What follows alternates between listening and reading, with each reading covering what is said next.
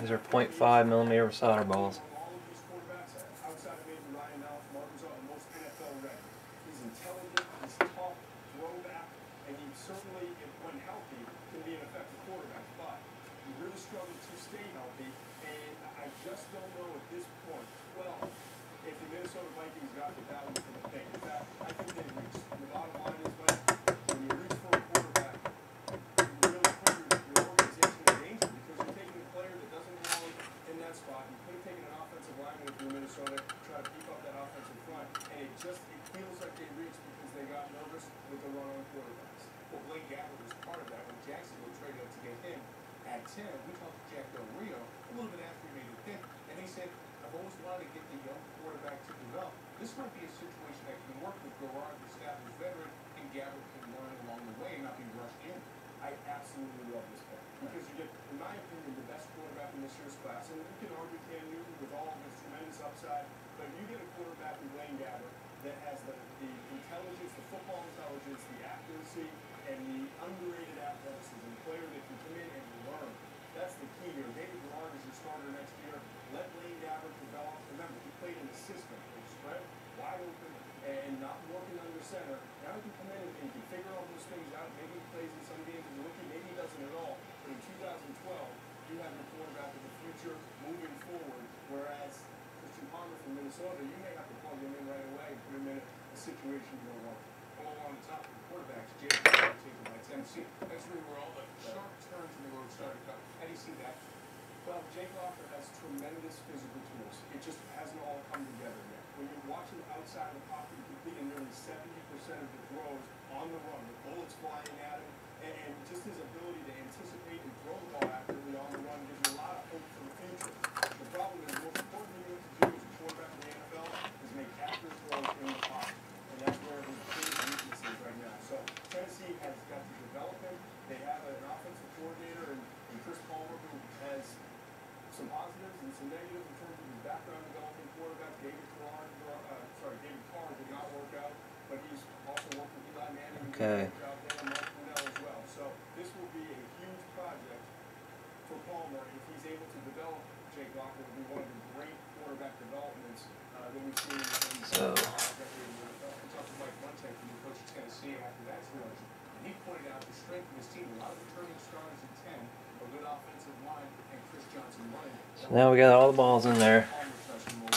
I'm going to take one out of the middle. Other surprises, the trades that happened. Jacksonville trading with Washington. However, Washington and Cleveland did by getting out of the top 10, and teams that need good bodies and more of them in their camp and on their roster, they did that, especially Cleveland with the trade of 1, 2, 4 and a 1 and a 4 next year. And I put my tool in the middle where that hole is. It almost feels like Jimmy Johnson working in the world.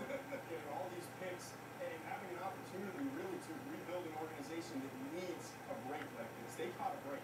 They found a team in Atlanta that was desperate to move up to find Push down. And good for Atlanta. They got a young wide receiver.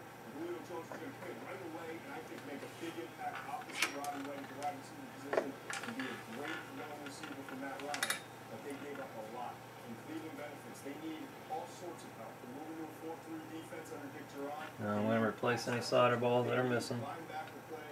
They need across the board. And I really believe now with all these extra picks for this year and next year that this is an organization with Colton Point to help that really has to be excited about its future. And lastly, when we get to pick 13, one more surprise. The Lions had as good a pick as anyone last year, and Ndamukong Suh, that's a rookie of the year, number 2. Last thing I think with us, they take a big defensive lineman inside, and here comes Nick Fairley still sitting on the board at 13, and they take him. You can knock this pick, and I certainly think it's interesting, and it wasn't where we expected him to go. But how do you defend Ndamukong Suh and Nick Fairley? I guess that's the mindset of this pick, whether you like it or not. It's an interesting pick. In the early portion of the first round, the draft once again throws its curves, which tells you what, just a bunch of guys in Radio City picking players can become one of the most interesting events of the sports year. On Friday at 8 a.m., the NFL is open for business.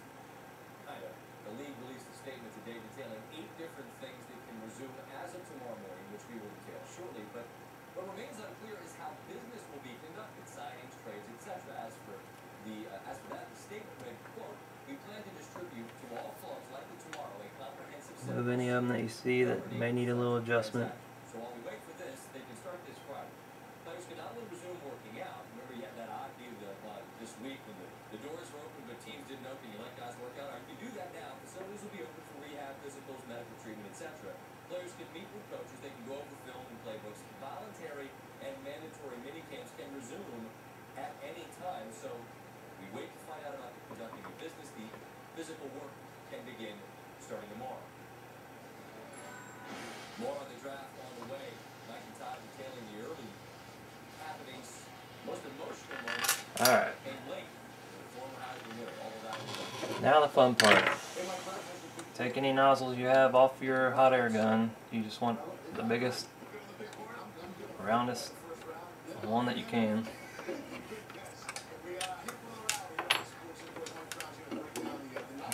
Grab your timer. I got a timer on my on my Android.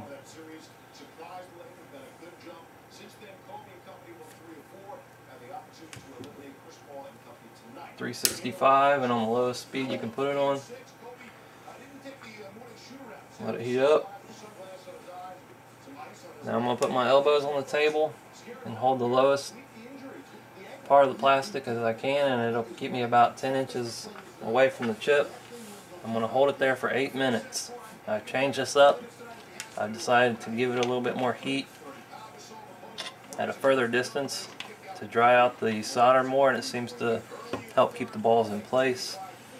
And then when I hit the 8-minute mark, I start slowly going down at whatever pace I feel comfortable with until I get a couple inches away from the chip. And then I usually hold it on one corner until they start jumping on the pads, and then go around the chip and let them all jump on the pads. And if you get one that won't completely jump on the pad, don't worry about it. We'll let it cool down and put a thin layer of flux on top and reheat it up, and it should jump on the pad. I'm going to pause the film and get to around the 7-minute mark, and then I'll restart it. At the 7-minute mark, once I hit 8 minutes, I'm going to start going down. I've only had to adjust one ball, and I did that while I was holding the hot air gun because it was on the edge.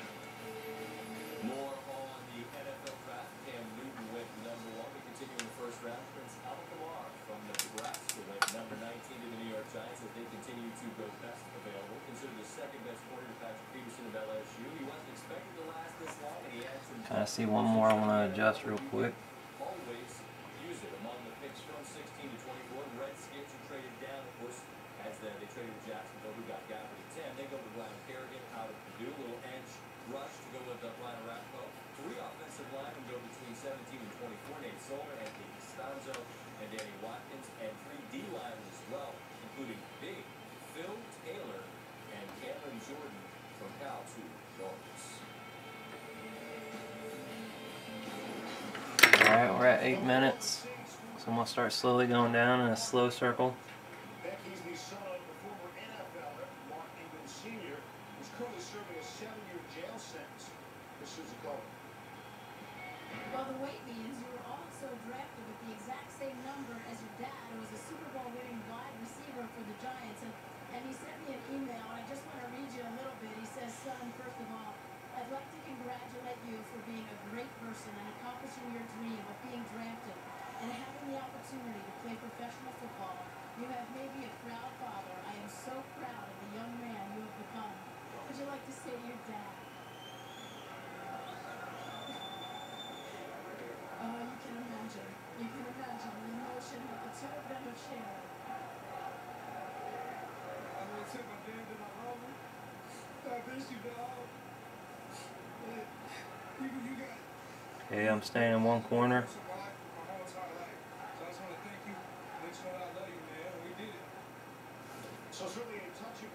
Here they go. Not such a touching tweet. Apparently, after the Saints drafted Mark Ingram, Reggie Bush didn't see himself in a 1-2 tandem there. This from Bush, quote, "It's been fun, New Orleans," end quote. Moving on, some confusion at the draft. The Ravens were working on a trade, apparently. Trade didn't get ton in time. They actually got behind on the clock and what they call officially passed on the 26th pick.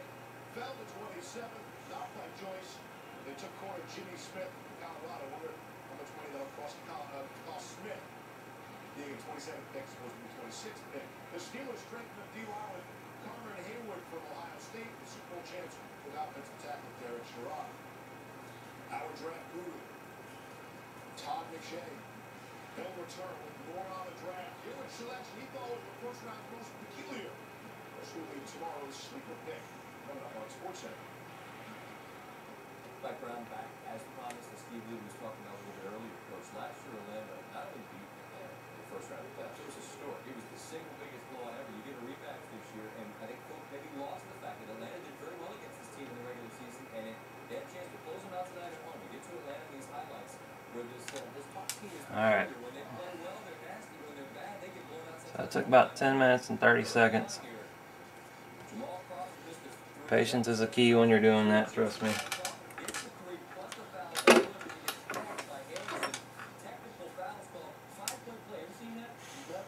And when you take that long and you do it right, you really shouldn't have any balls merge, and that's the whole key.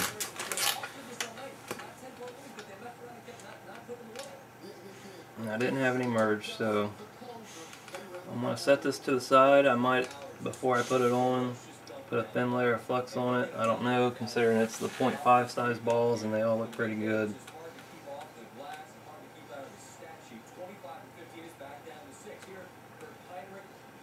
So anyways, I'm going to set it to the side for now.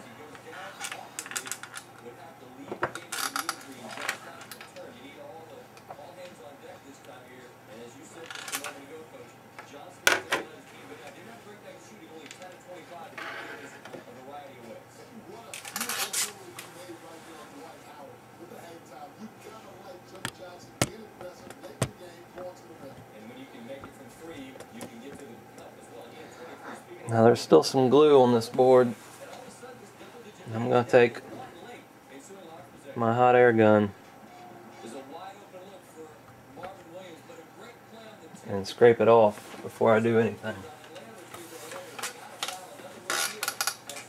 Go ahead and put a smaller nozzle on your hot air gun.